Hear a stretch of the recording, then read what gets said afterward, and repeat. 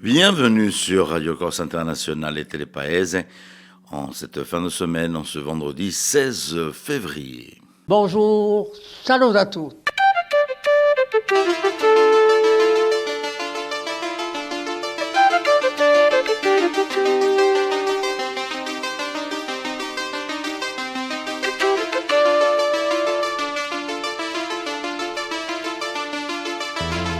All'ascolto di Radio Corsica Internazionale, prima Radio Corse.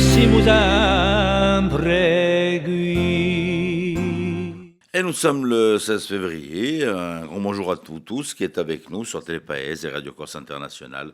Donc, à Madinale, fin de semaine, on vient de passer une bonne semaine ensemble avec l'ensemble de nos chroniqueurs, de nos journalistes de Radio Corse International. Et puis, bien sûr, plein d'invités cette semaine. Et puis, on va en avoir un en fin de cette matinale d'invités comme tous les jours. On va souhaiter une très très bonne fête. Et en plus, aujourd'hui, j'y tiens. C'est aujourd'hui, on va fêter donc les Juliennes. Ce qui nous fait des Antégours, c'est Santa Giuliana. Voilà, j'y tiens beaucoup parce que c'est le prénom de ma mère que j'embrasse très très fort. Voilà, il faut bien, j'en profite. J'en profite puisque j'ai l'antenne. On a des petits rendez-vous que je vous donnerai tout à l'heure pour ce week-end, rendez-vous de sortie, avec de nombreuses animations qui vont se dérouler, des spectacles donc sur l'ensemble de l'île. Mais auparavant, on va aller faire un petit détour du côté de Bisinchi avec Marie-Ange Geronimi pour le dernier petit passage des villages de cette semaine. Ce sera donc du côté de Bisinchi. Marie-Ange Geronimi. Salut a tutti, so assai felice di ritrovare stamane per una nuova mattinata di RCI. Allora, continuiamo il nostro giro di paesi e so vi dico, bisinchi, visinchi, ci si barde carne e schinchi. Ed è un paese in dove andiamo insieme, andiamo in bisinchi. Allora, chi c'è da dire non da sto paese? Sto paese seria, infatti, bisinchi, la parola bisinchi, seria un'abbreviatura de visinchi. Il paese de Visa. Perché sto paese seria stato creato da popolazioni originarie di Evisa, ma non si sa chi avvenimento aveva provocato questa migrazione. Dunque, io abito come mi l'hanno data. Ecco, non ne so mica di più. Allora, ciò cosa di chi di in Bisinchi, che era morto o assassinato, o Brede Vignali. O Brede Vignali, sapete chi era o cappellano di Napoleone, l'aumônier, si dirà, in Sant'Elena, e di ello che aveva amministrato gli ultimi sacramenti all'imperatore in esilio. Allora, Napoleone l'aveva lasciato con testamento, mica così, l'aveva lasciato appena 10 soldi e così ha potuto farsi una casa in Bisinchi. Allora, si domanda uomo perché chi Brede è stato assassinato, voilà. Allora, a chi pensa a un crimine politico? Brede Vignali ne sabia troppo, forse non la morte di Napoleone, che secondo certi sarebbe stato avvelenato e fora udente, fora bene. Vale a dire, morto Brede, tenuto segreto, né? Ma secondo ad altri, questa morte è una vera non di politico, ma seria stata o termine di radio di una storia conosciuta in parecchi paesi di Corsica. Lasciatemi raccontare. O abu di Brede e le tumere si sarebbe visto che a gestione di uso Brede Gessorio non era così linda. Giambattista Ganacci, l'anziano mere, era di una famiglia avversaria e era stato convocato davanti al consiglio municipale da rispondere di esso malfatte. Ma Giambattista Ganacci ha attribuito a Brede Vignali l'iniziativa dell'attacco uomo rotto e gombrigule e alle manovre politiche secondo ello. Ha dichiarato che l'era stato fatto troppo, ne budia più, e designato in pubblico un prete a malamorte. Il 14 di giugno di 1836, prete Vignali fu trovato assassinato in da sua camera. Allora, si può dire che ha perso carne, skinchi e il resto. E cubero die a domani. Merci Marie-Ange. Merci Marie-Ange. Allez, tiens, dans les petites idées de sortie, comme je vous disais en début de matinale, j'espère que le temps va le permettre, de le réaliser. Yoga Nawal et traditionnel et di Brando. Et c'est prévu normalement c'était prévu pour le 10 février, mais comme il faisait mauvais, il a été reporté là donc au 17, donc à samedi. Aussi samedi, du côté de la cathédrale Santa Maria Assunta, Sainte Marie qui se trouve dans la citadelle de Bastia, vous allez pouvoir retrouver le groupe Aviletta pour son spectacle Lumio. Voilà, ce sera donc à partir de 17h du côté donc de la cathédrale de Sainte Marie, donc pour ce spectacle avec le groupe Aviletta et les invités qui sont là aussi avec le groupe Aviletta. Un peu d'horoscope pour finir cette semaine, ça vous dit? Allez, peut-être qu'on aura de bons présages pour le week-end.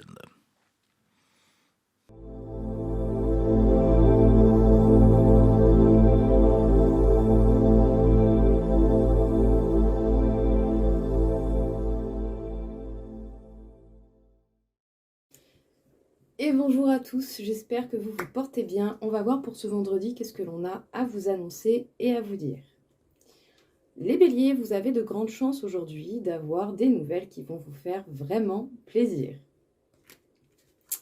Les taureaux, vous serez soutenus pour arriver à une finalité bien plus heureuse que ce que vous aurez pu penser sur une situation qui peut-être vous a demandé beaucoup d'efforts et vous a causé pas mal de soucis. Les Gémeaux, même si vous êtes un petit peu dans l'impasse ou vous avez cette sensation d'avoir vos actions qui sont limitées, faites preuve de courage et ne laissez pas l'impulsivité prendre le dessus. Les Cancers, ménagez-vous, prenez du repos, autant physique qu'émotionnel, et acceptez le rythme que la vie vous donne. Par moments, il y a des choses qui prennent plus de temps que d'autres. Les lions, le hasard et la chance sont de votre côté. Vous faites preuve de maturité, quels que soient les événements qui viennent à vous. Les vierges, même si vous êtes face à des disputes ou à des personnes qui vous paraissent vraiment méchantes ou médisantes, voire même les deux, prenez du recul, reposez-vous, ces personnes ne sont pas vous et ces personnes-là n'ont pas non plus à vous infecter tant que ça. Les balances, sachez bien que vous êtes protégés, écoutez votre intuition et les choses devraient bien se passer. Les scorpions, vous allez certainement découvrir de nouvelles choses au niveau du domaine sentimental et ce, quelle que soit votre situation actuelle. Les sagittaires, vous allez avoir une réflexion qui va vous permettre de mettre de grands changements dans votre vie et voire même de couper court avec certaines choses qui ne vous conviennent plus. Les Capricornes, une journée tournée dans le signe de la famille. Vous allez être proche des personnes auxquelles vous tenez et vous aurez certainement des communications et des nouvelles. Les Verseaux, peut-être quelques impréhensions ou incompréhensions plutôt. En tout cas, on va avoir un peu de mal à se comprendre avec son entourage, ça peut arriver. Prenez du recul, respirez un coup et ça ira mieux. Et enfin, les poissons, aujourd'hui vous pourrez ressentir un fort sentiment d'insécurité. Ne laissez pas cela prendre le dessus. Observez, voyez pourquoi les choses se manifestent ainsi. Voilà tout le monde, écoutez, je vous souhaite à tous une belle journée et je vous dis à bientôt.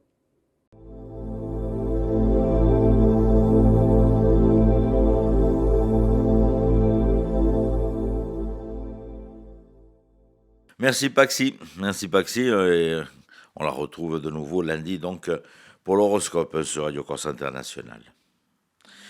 Toujours dans les idées de sortie, du jazz, de la danse et chœur à l'unisson, c'est le Conservatoire de Corse Henri Tomasi qui vous attend du côté de l'espace d'Amant à Ajaccio. Ce sera pour ce vendredi, donc vendredi 16, à partir de 19h30, avec l'ensemble des élèves donc, du conservatoire pour cette belle représentation. N'hésitez pas à y aller, donc je vous rappelle, 19h30, donc début donc, de cette prestation. Toujours dans la petite balade, un petit clin d'œil à mes amis Mathé, Eric et Jeff, qui seront ce 17 février en concert à 18h, et ils seront du côté du Tavagna Club à Talazzani, et puis à savoir que vous allez pouvoir vous restaurer sur place, donc du côté de Talazzani pour cette belle soirée Babbe Fiolo, avec des voix extraordinaires pour tous les deux. De l'info, de la météo, comme ça nous aurons aussi les prévisions du week-end pour la météo de ce week-end avec Philippe Jam.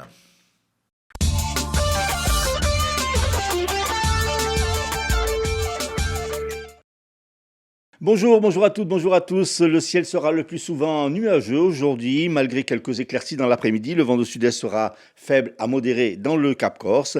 Les températures maximales en mi-journée se situeront entre 14 et 17 degrés en bord de mer et 9 à 13 degrés dans l'intérieur de l'île. Un petit coup d'œil sur le week-end. Samedi, le ciel alternera le bon et le moins bon. Les nuages le matin, les éclaircies l'après-midi, avec toujours un bon petit vent de sud-est sur la façade orientale de l'île.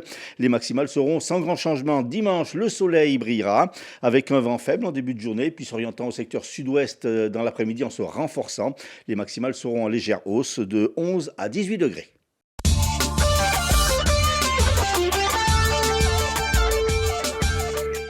Un meurtre a été commis et découvert hier à Antizantes. Le corps d'une femme de 86 ans atteint de plusieurs impacts de balles.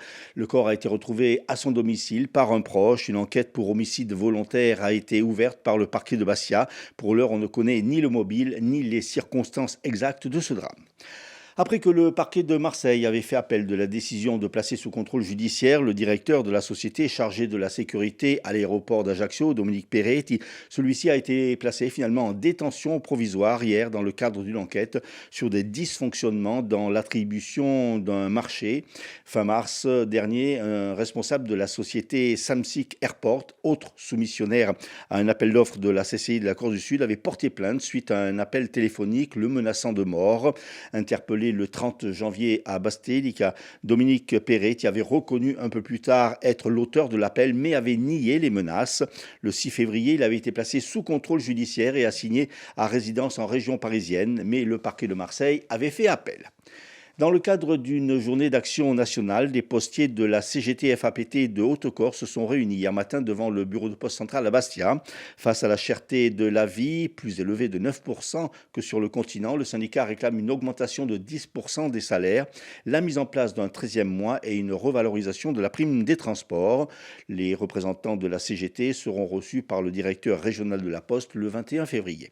Toujours au chapitre social, les syndicats STC et CGT de la société ajaxienne Mouvetard, pas vraiment satisfait à l'issue de l'Assemblée générale du personnel hier soir, alors que la société qui gère les transports en commun de l'agglomération ajaxienne se trouve dans une situation financière très préoccupante. Les responsables des syndicats n'ont pas été apaisés à l'issue de la réunion puisqu'ils attendaient une réponse notamment sur la recapitalisation de la société, ce qui n'a pas été le cas. Ils pourraient déposer un préavis de grève prochainement. Le directeur régional de la Banque de France et le directeur de la conjoncture et des prévisions macroéconomiques ont présenté hier les chiffres de l'activité économique 2023 en Corse. À l'instar de nombreuses régions, l'île a connu un ralentissement en 2023. Le secteur de l'industrie enregistre une hausse de 1,9% en 2023 contre 6,3% en 2022. Le secteur marchand a lui connu une saison touristique difficile avec un chiffre d'affaires en hausse de 1,6% contre 8,2% en 2022. Dans le cadre du BTP, la Banque de France souligne une hausse du chiffre d'affaires de 2% contre 5,2% en 2022. Selon la Banque de France, il faudra attendre 2025 pour une reprise de la croissance. Football, le président du Sporting Club de Bastia, Claude Ferrandi, a confirmé à leur poste d'entraîneur du groupe professionnel le binôme Michel Moretti et Lilian Lasland. Sur le terrain, le SCB recevra demain soir le Rodez de Didier Santini, un ancien joueur du Sporting. Dans le même temps, l'ACA effectuera un périlleux déplacement à Laval.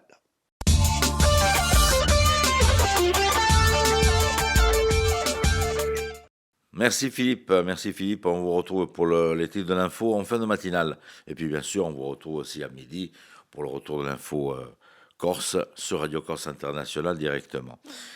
Nous avons notre ami turfiste Rémi qui va nous donner tous les bons pronostics de ce vendredi. Allez, on l'écoute. Et puis, à savoir que tous les jours, du lundi jusqu'au dimanche, vous allez pouvoir retrouver ces pronostics sur la radio pour nos amis turfistes pour faire au petit ticket de pronostics au PMU. Rémi, c'est à toi. Les pronostics hippiques de Rémi sur Radio Corse International. Bonjour à tous, ce vendredi dans les bons coups du jour, nous serons sur l'hippodrome de Vincennes. On va commencer avec le quintet, je vais mettre en tête le numéro 15, Hannibal Tuileries. Passons à la première course où le 9, Lysia Desjacquet devrait lutter pour la victoire. Tout comme dans la 6e, le numéro 9, Je te cherche. Bon jeu à tous. Merci Rémi. Merci Rémi et on le retrouve bien sûr demain pour les pronostics du week-end sur les hippodromes de l'Hexagone. Nous poursuivons avec André Casabianca. André Casabianca qui va nous emmener, non pas vers le futur, mais un retour vers le passé, 1965, et un petit coup d'œil sur de quelle manière les journalistes voyaient la Corse en ce temps-là, avec des reportages de l'INA. Je dis ça, je dis rien. C'est la séquence d'André Casabianca.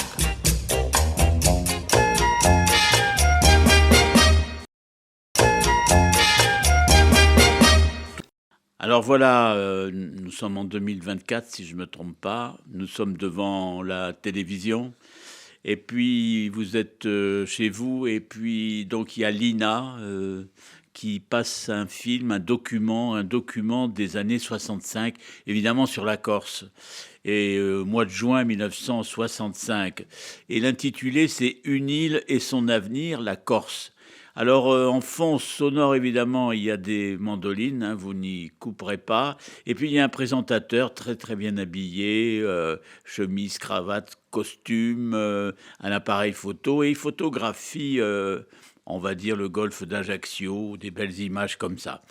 Et évidemment, le commentaire, c'est cet été, beaucoup de gens vont venir ici la photographier. Il est vrai que depuis quelques années, la Corse est devenue une sorte de havre de tourisme. Je ne sais pas si vous voyez, les Grecs, ils rappellent, les Grecs l'appelaient Calistée, c'est-à-dire la plus belle. Et puis, bon, ils vous emmènent dans une sorte de promenade dans les sentiers solitaires. Ils vous invitent aussi au plaisir de la mer, toujours le journaliste, et l'ambiance chaude de la Méditerranée. Alors évidemment, toujours en 1965, dans un noir et blanc parfait, il commente « Avant-hier à Ajaccio, quelques milliers de manifestants ont brandi des pancartes et scandé des slogans. » Ah, alors, 3 grands problèmes sont soulignés. Il y a un mécontentement général. Alors, le premier mécontentement, c'est le petit chemin de fer, à voie étroite, il dit, de l'île, qui a été cédé à une société privée.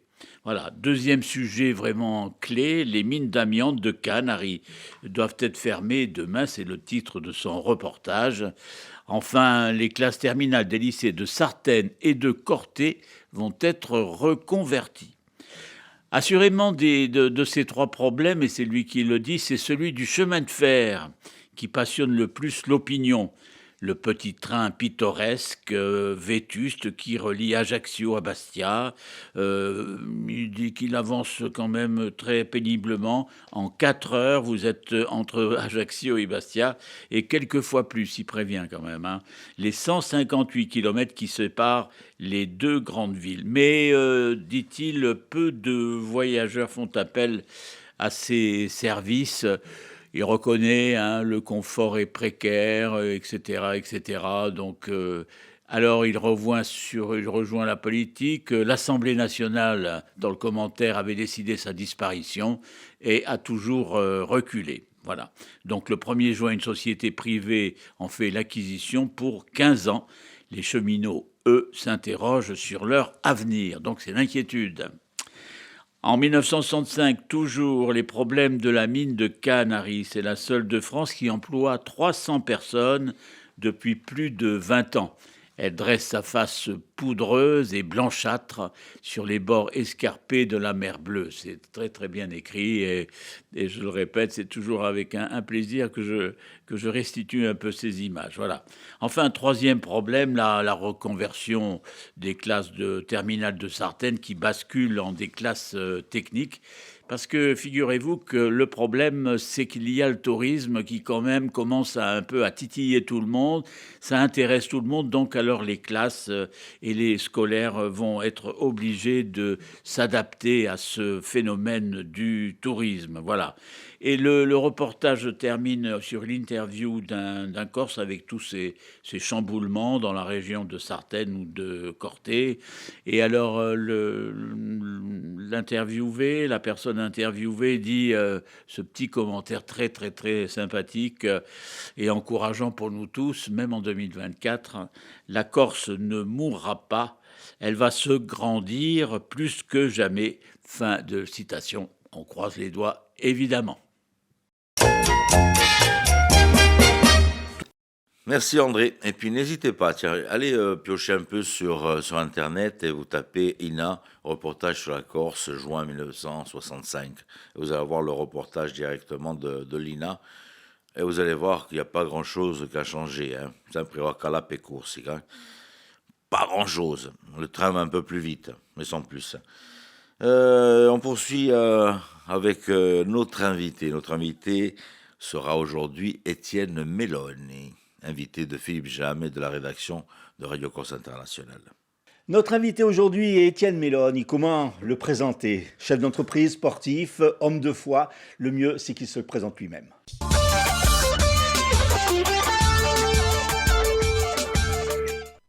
Étienne, bonjour. Bonjour. Alors, je le disais tout à l'heure dans l'introduction, comment vous présentez? Homme d'entreprise, homme de foi. Tout d'abord, votre parcours. Vous êtes du Cap Corse, c'est ça? Oui, et je suis du petit village de Pine, du Cap Corse. Je suis né là-bas, dans la maison familiale, où c'est qu'on mange à midi avec ma mère. Et voilà, et alors comment me présenter? Je rajouterais peut-être un challenger créateur. J'aime bien les challenges, j'aime bien créer, j'aime bien faire les nouvelles choses. Et puis voilà, par contre, je suis peut-être pas un bon cultivateur. Quand j'ai tenté, quand j'ai fait, je passe à autre chose.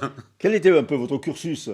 Alors, cursus scolaire, j'ai fait de formation ingénieur, puisque donc, je suis allé à l'école communale, l'école de Lourdes, le collège, et puis j'ai continué.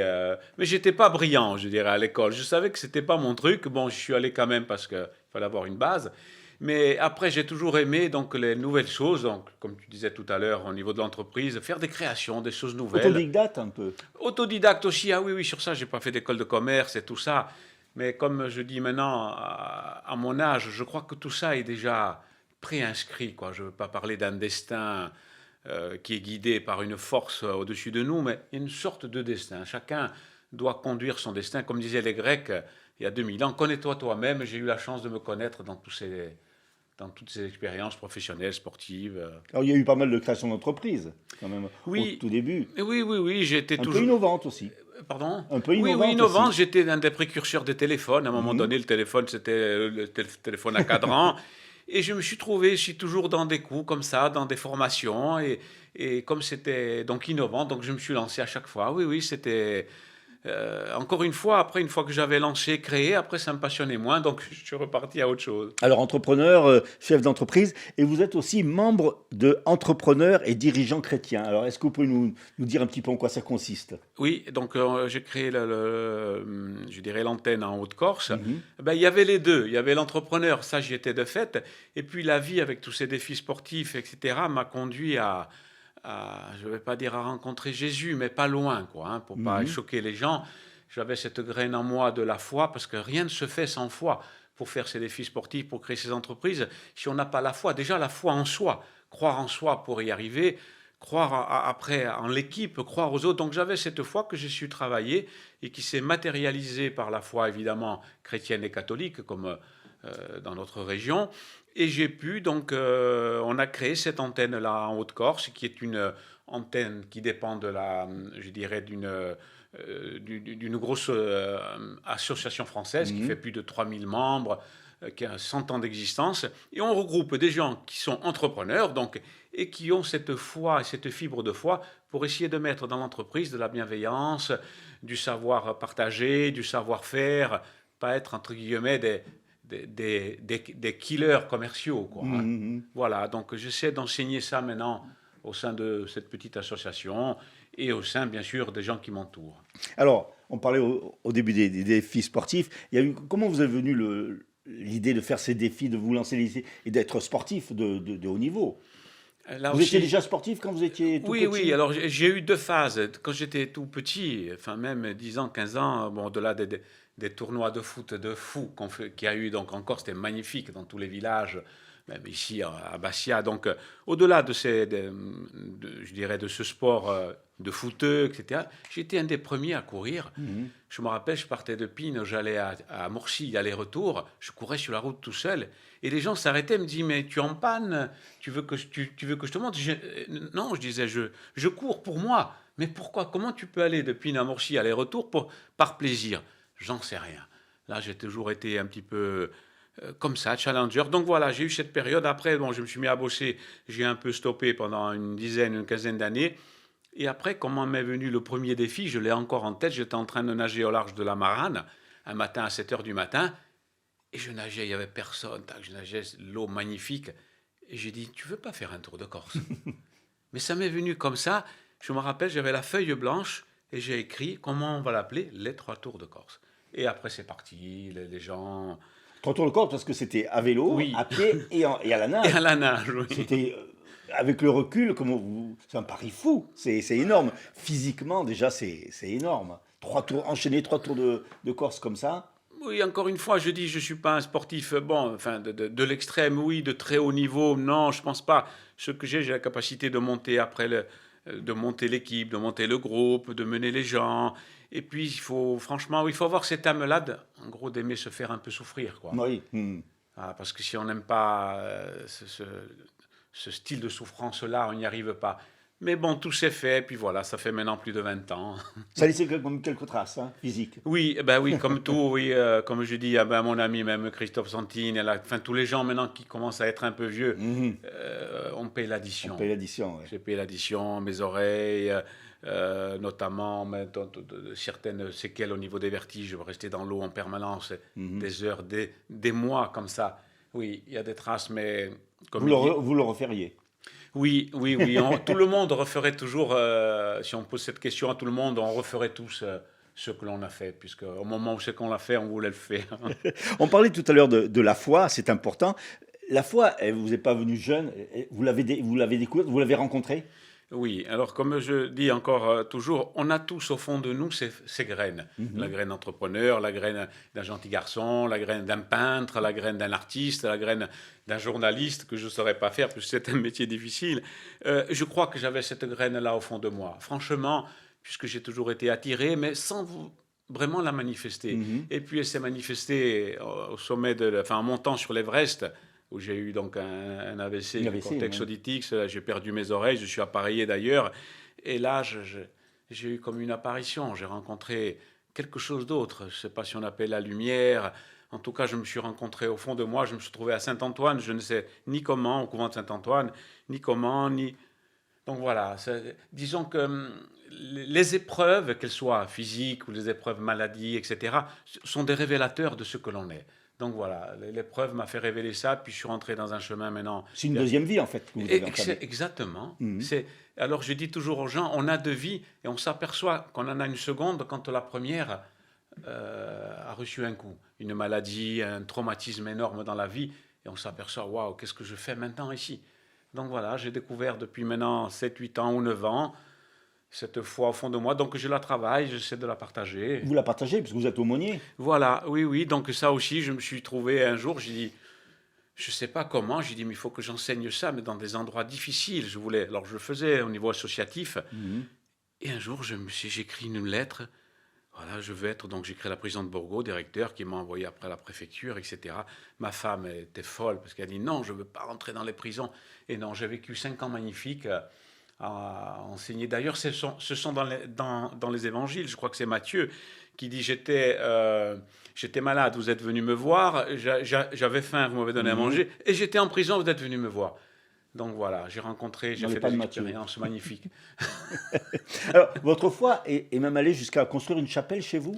Et oui, et là aussi, parce que je suis jusqu'au boutiste, encore une fois, comme tous les défis, comme tout, je ne sais pas faire à moitié.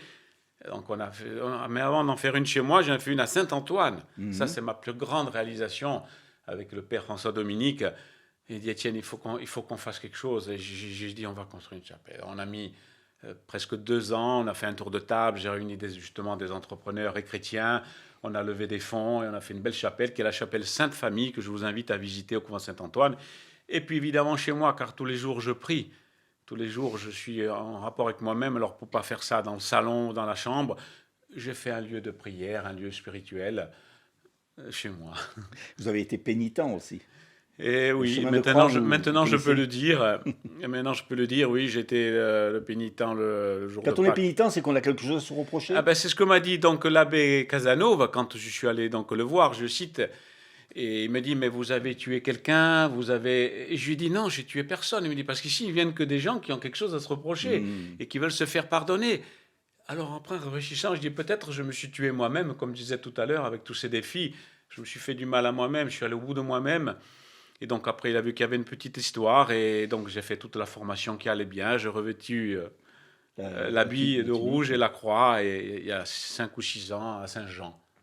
Alors, cette foi, vous l'avez toujours, bien sûr, et vous avez entamé depuis quelques mois ce tour du monde de la foi. Alors, en quoi ça consiste exactement? Et là aussi, c'était un drôle de défi. Bon, au-delà que j'aime bien les défis, etc., je m'étais aperçu que même donc dans les églises, que ce soit à Saint-Antoine ou même autour de nous, les gens n'avaient aucune connaissance.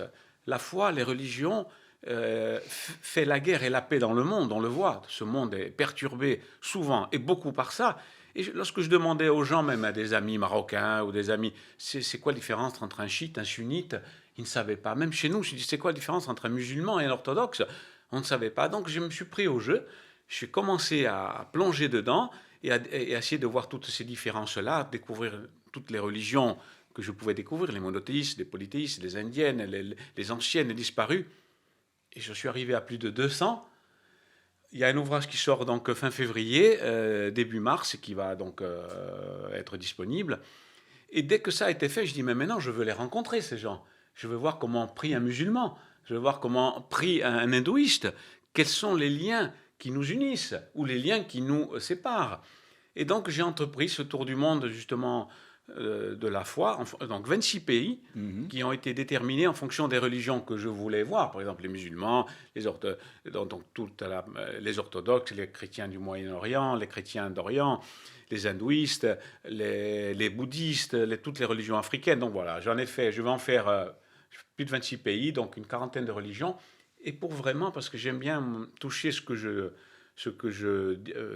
dis, en gros, pour faire un témoignage. Et voilà, donc j'arrive du Pérou, je pars au Liban demain. Vous êtes parti aussi en Laponie, c'est l'extrême. Ah oui, mais là aussi j'ai voulu voir qu'est-ce qui se passait dans le cercle polaire. Et ben, je suis arrivé là-haut et je suis allé prier là-haut. J'ai rencontré encore des gens, c'est toutes les religions anglicanes, protestantes anglicanes. J'ai partagé aussi avec eux, puisqu'à chaque fois mes voyages, j'essaie de rencontrer les évêques, les moines, les prêtres. Je fais des interviews. Tout ça est bien spécifié sur le site www.letourdumonde de la foi. Et vous prenez des contacts avant ou c'est un peu improvisé? Non. Je prends évidemment, comme j'ai 26 pays, je passe 15 jours à peu près dans le pays. J'ai une agence de voyage qui est spécifique m'en dédié à ça, donc qui me prépare aussi les voyages. Je prends des agents locaux, je dis voilà, je veux rencontrer les personnes religieuses, donc évêques ou d'autres personnes influentes, que ce soit des bouddhistes, donc que j'interviewe et ils me parlent vraiment. C'est un travail de journaliste en fait que vous faites. Ben voilà, je crois que je t'avais posé aussi la question parce que je me suis retrouvé comme un journaliste parce que je ne veux pas faire une sorte de voyage en faisant du prosélytisme, même si j'en fais un peu, puisque je ne peux pas cacher donc ma croix et ma foi, mais j'essaie d'être objectif dans le rapport après que je fais. Donc effectivement, je crois que je t'avais posé une question, donc entre journaliste et reporter, pour être assez objectif, pour ne pas trop colorer, ma foi et mes pensées et donc mes actions aussi. Alors justement, vous êtes catholique. Est-ce que certaines rencontres ont un peu ébranlé la foi catholique, d'aller vers d'autres religions, l'hindouisme, le bouddhisme? Est-ce que ça vous a éclairé sur ces religions? Oui, alors évidemment, je suis en train d'en tirer des conclusions que je vais citer donc à la fin de mon voyage. Alors deux choses. La première, j'avais peur de me faire effectivement ébranler et même de me faire de modifier cette foi qui est ancrée au fond de moi.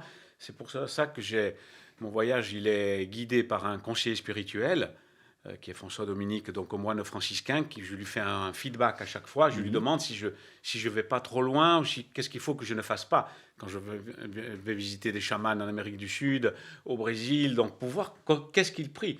Donc voilà, petit 1, je suis surveillé, du moins je suis guidé.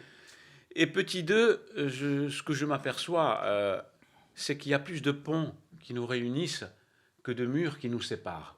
Qu'on soit bouddhiste, hindouiste, même musulman, etc. Et je veux dire une belle phrase qui n'est pas de moi.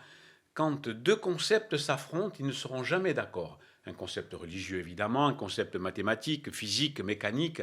Mais quand deux expériences se rencontrent, ils seront toujours d'accord. C'est-à-dire que j'ai prié avec des musulmans, des témoins de Jéhovah, avec des hindouistes, des bouddhistes, avec des juifs. On a toujours été d'accord quand on a prié ensemble. Il vous reste encore beaucoup de pays à visiter? Il en reste. Alors, il y a le Liban, donc très donc le Liban. Après, je pars en Bosnie-Herzégovine pour rencontrer avec le père François Dominique, où c'est qu'il y a les derniers miracles de l'apparition de la Vierge. Et la personne qui voit la Vierge est encore vivante. Donc c'est à côté de la Croatie.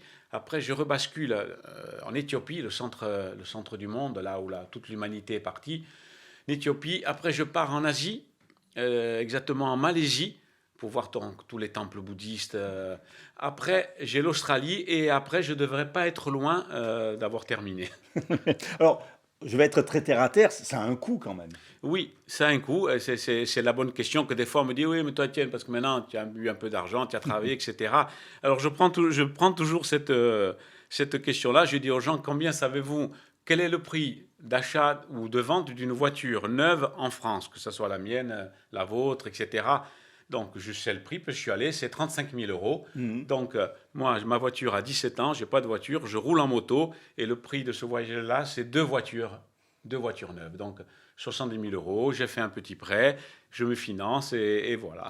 Et vous en revenez plein de... Et j'en reviens, voilà, énormément riche de connaissances. Alors, il y aura un livre, donc, qui va retracer tout ça. Voilà, le premier livre sort, j'étais avec mon éditeur hier encore, dernière semaine de février, au début, première semaine de mars. Alors. Oui, c'est la première partie, donc c'est un recueil de religions.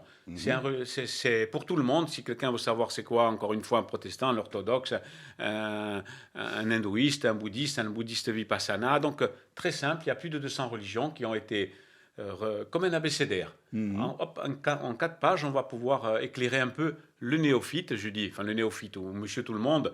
Maintenant, ce n'est pas un livre qui a vocation théologique pour les grands professeurs ou enseignants, évidemment, il faudrait un livre à chaque fois pour chaque religion. Illustré? Oui, j'ai mis quelques illustrations, notamment les blasons de chaque religion, puisque souvent on voit des sigles et on ne connaît pas les sigles. Donc j'ai mis les sigles, une petite explication avec quelques petits schémas, des cartes dans le monde où sont répartis plus les musulmans, les chrétiens, les orthodoxes, pour éclairer un petit peu facilement, de façon ludique, le lecteur. On peut vous suivre sur les réseaux sociaux? Oui, ça y est, là maintenant, depuis quelques mois, donc au début j'étais parti tout seul, en gros sans le dire, pour voir un peu où c'est que ça allait me mener, comment ça allait se passer. Et là, depuis maintenant plusieurs mois, ça y est, tous les réseaux sont en route, toujours le tour du monde de la foi, les réseaux classiques, Facebook, Twitter, X, etc. Étienne Mélanie, merci beaucoup d'avoir éclairé au sens propre comme au figuré ce studio. Et puis on vous dit à très bientôt à votre retour pour faire un bilan complet. Oui, merci de votre accueil et merci de partager.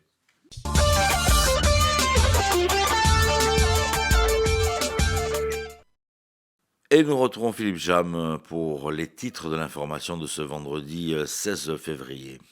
Après la découverte du corps d'une octogénaire tuée par balle à Antizanti, le parquet de Bastia a ouvert une enquête pour homicide volontaire. Les postiers de Haute-Corse mécontents, ils ont manifesté hier à Bastia, réclamant une hausse de salaire, le 13e mois et une revalorisation de la prime de transport.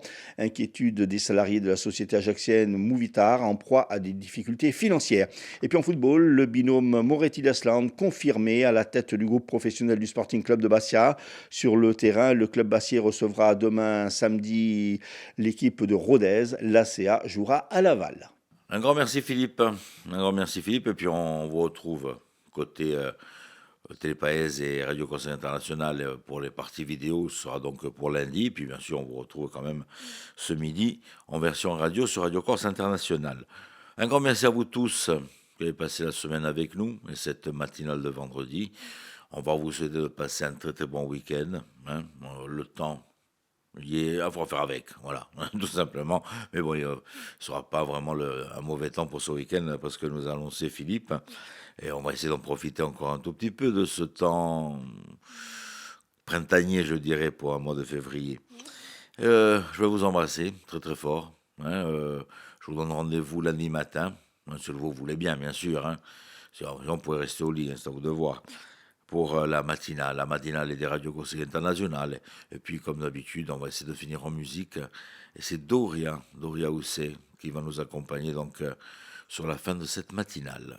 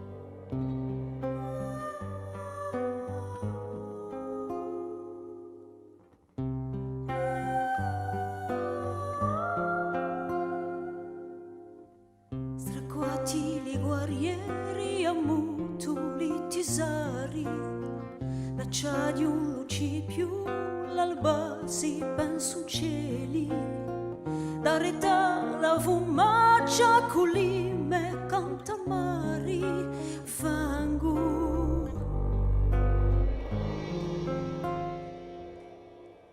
Sogulan giù la nera chi bagna l'isoeli, il losango arzato finita la battaglia, all'eroi con trema se la sorte crudeli, fangu,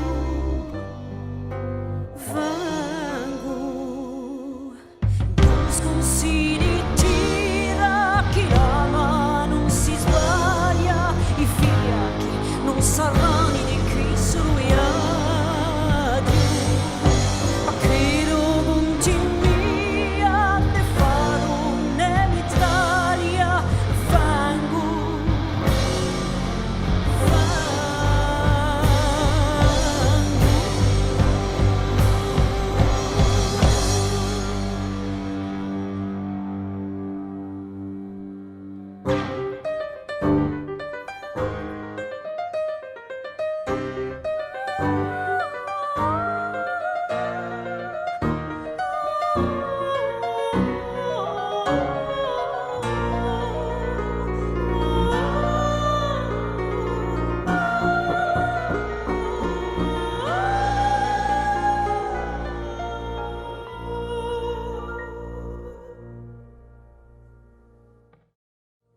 sino all'alto palazzo e uno porta radio, per la barbara festa sino l'ultima albori, sparteremo l'uino e Dio bada radio, kiwi,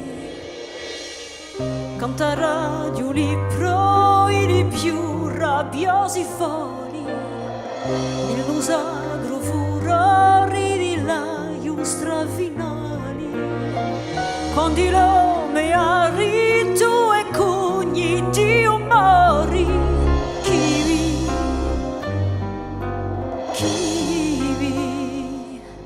sopra risari accesi, tutte finita uguali, un sangue baradina bagnato la terra,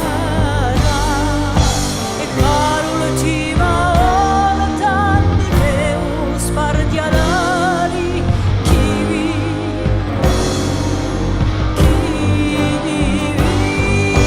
sopra risari accesi, tutte finita uguali, un sangue baradino mai non si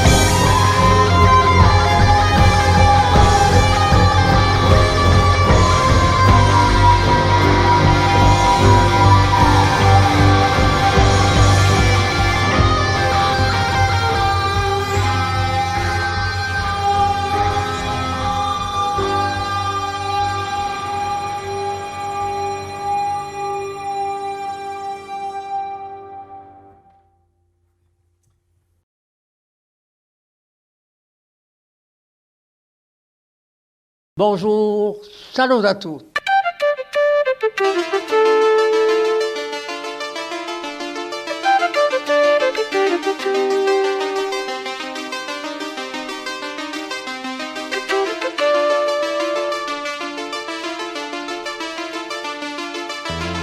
All'ascolto di Radio Corsica Internazionale, prima Radio Corsica. Si mu sempre qui